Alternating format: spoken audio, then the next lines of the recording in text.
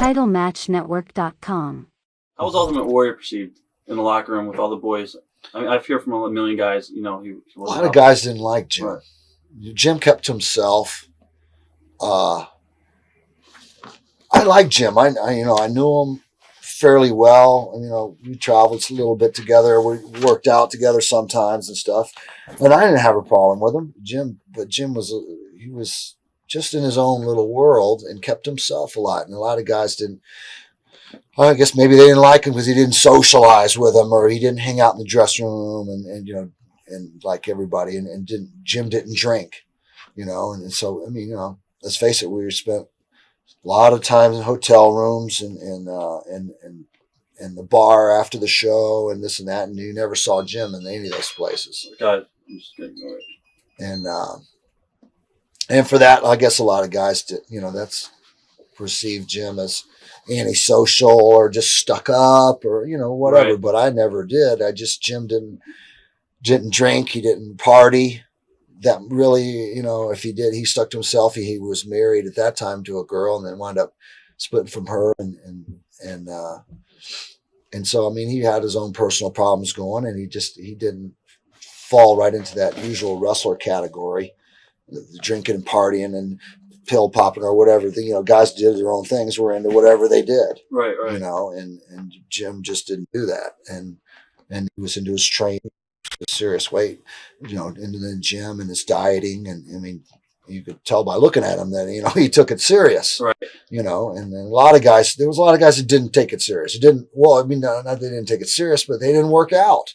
Let's face it, this guy's Kamala, and, right. Guys, George Steele, guys right. over the years that wrestled that never saw Jim. They just went from town to town, and let's face it, it was easier if you didn't, no doubt about it. But Greg and I worked out, and all this. I did a lot of the guys working out, so trying to find a gym and getting in the gym and working out in between all the traveling, flying everywhere and the driving and everything, it was tough, and it made it a little bit more difficult on your scheduling. Jim Hellwig came back to WCW and you were part of his little group. Did his attitude change as far as in the business, or was he the same Jim Hellwig from the WWF? Basically the same. Only, I thought his attitude was great. Right. Jim wanted to work. He was ready to do what he had to do. He got in there. It was unfortunate that he tore his bicep, that he had that injury. Right. And right off the get-go. And I thought it was just tragic that had to go that way. Especially it was tragic for me because I was tied up in the middle of all this. Right.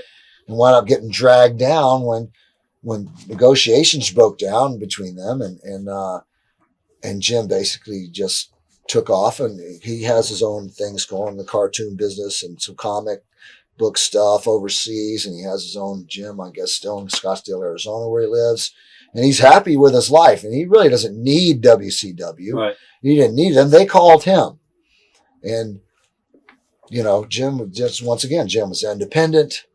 He wanted to do, what he wanted to do. And, when they were iffy and didn't know where they were going to go, right. Or weren't sure, they were him-hawing around and Jim just said, "Hey, right, see you later," and I got stuff to do. And if you guys can't make up your mind or play games and you're not, let's talk money. And they didn't want to talk. They were going back and forth, and Jim just split and did his own thing. I can't blame him for that. I was sorry to see it happen, right? Because it really broke my back, because they tied me up with Jim. They didn't make a deal with him. He split and left me nowhere, and hanging in limbo, right. Let's say, as the disciple. And I thought disciple could have got over. The beginning, it was getting over, and they could have done anything with him. Right. And they just let it die. TitleMatchNetwork.com